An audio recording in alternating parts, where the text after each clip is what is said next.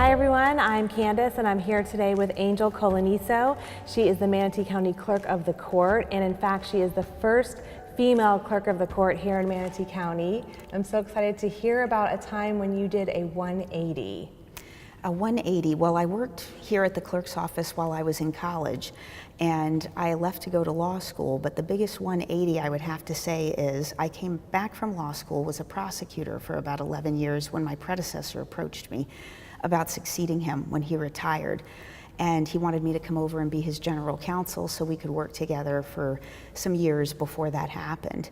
And it was scary. Criminal was my world for 11 years, and it's not always easy to transition out of something you know to a completely different area of multi-subject matter. The clerk's office handles over 1,000 functions.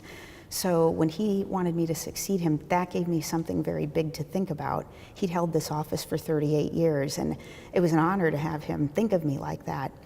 And when I made the change, I have to say that, when you say doing a 180 in my whole life, this job gave me such a wide range to be creative, professional, to make decisions. My predecessor also got me involved on a state level in different committees. It just opened such a wide range. I felt like I had a new lens on my life, and the confidence from that.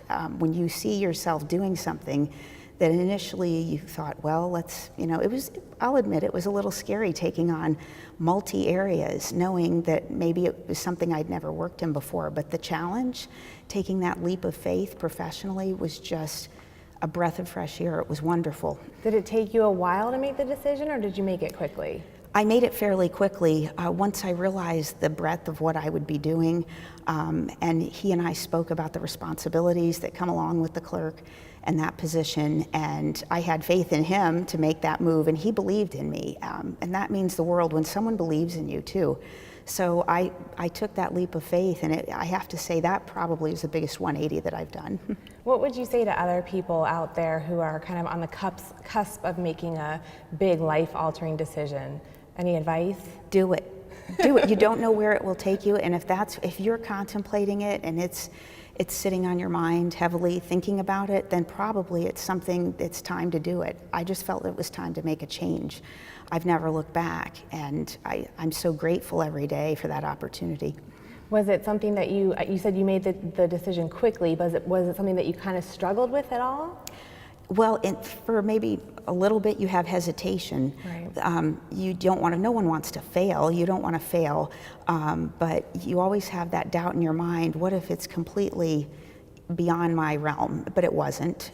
It wasn't, and after discussing it with my family and just talking to them for a little bit, but it was really a no-brainer. I mean, the education that this would offer me. And I'm always someone who loves to learn. And there's no end in learning when you're a general counsel, especially to a clerk of the circuit court with the subject matters that we deal with. Speaking of learning, what would you say are the 3 biggest things that you've learned?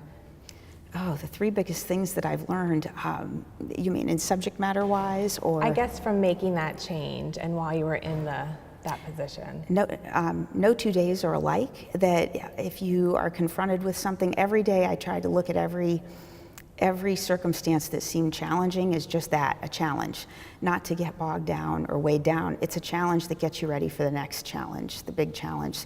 That was the biggest lesson. If you can get past that and look at maybe some adversarial situations as a challenge, then you grow. And I think that's the point I've been trying to get at in this, is that the growth, the opportunity for growth was tremendous. Absolutely. And what an awesome feeling when you feel yourself growing so professionally. Yeah. It's fulfilling. All right, now I just have some fun questions for you. What is your favorite TV show? Oh, my favorite TV show. I had several, but if I had to go way back, I'd say Seinfeld was, I always tuned in on Seinfeld. One of the best. I watch a few now. I really like This Is Us. Oh, me too. I really like that show. Have you seen the hashtag, the crock pot is innocent until yes, proven guilty? And it scared me to death. I will never use my crock pot when I'm not home or asleep. Yeah, same here. What's the last book you read? Oh, I have several going at this time. I was reading a book on Justice Scalia. I have that one going. The last one that there's so many. But my problem is I have so many going at once. Right. But the recent one I was reading was about training German Shepherd puppies. There's actually a group of monks in New York who train puppies. I thought it would be interesting. That was an interesting concept, so I just started that one. Oh, wow. What is your pet peeve? My pet peeve, we serve the public. And I have found now that I'm in this position, my pet peeve is poor customer service and poor follow through. That is a huge pet peeve of mine. Communication, and I think in this office we do a very good job of that, and they're very proud of what they do. We all are proud of what we do and how we serve the public. And my pet peeve is customer service. And ask any one of my chiefs, they'll find it too when they go out in the world if they get bad customer service. I notice it automatically, and I thought, I don't recall this being a pet peeve before, but just little things that I automatically see how maybe people could have responded better or more efficiently or communicated better if I'm out in the world doing business in different places and that scenario arises. Yep, for sure. And finally, what inspires you? What inspires me? Wow, just growing.